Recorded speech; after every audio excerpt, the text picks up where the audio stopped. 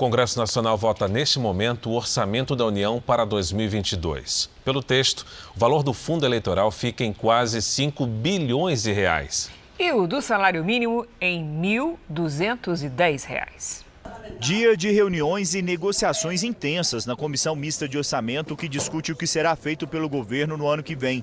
Depois de debates entre os parlamentares e de uma reunião de líderes partidários, veio o acordo. Ficou acertado que o fundo eleitoral será de 4 bilhões e 900 milhões de reais, mais do que o dobro dos recursos gastos nas últimas eleições gerais, cerca de 2 bilhões, e um pouco menor do que havia sido previsto inicialmente pelos parlamentares, de 5 bilhões e 700 milhões.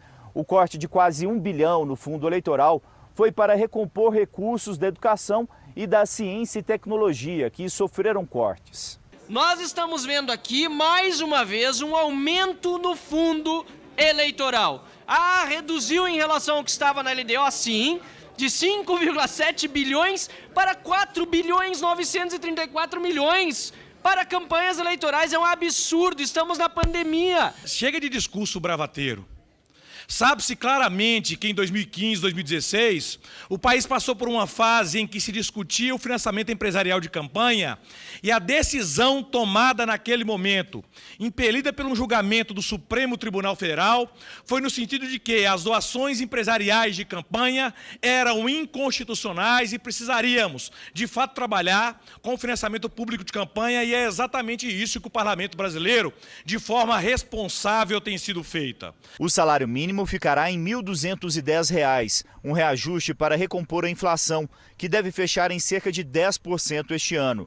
O total de 1 bilhão e 700 milhões de reais será usado para o aumento dos salários dos policiais federais, penais e rodoviários.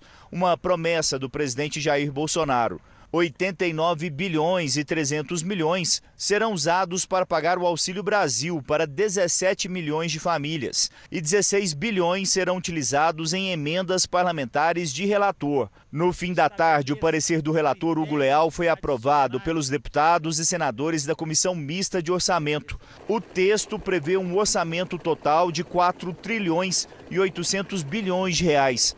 Quase 3 trilhões são gastos efetivos. 1 trilhão e 800 bilhões são os recursos para custear a dívida pública, como juros, por exemplo.